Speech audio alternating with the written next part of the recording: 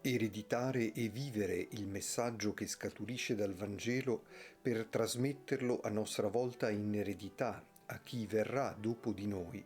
ci chiede una fede capace di rinunciare a vedere e a toccare tutto ciò che ci è familiare nel Gesù che si congeda da noi per lasciarci la sua eredità.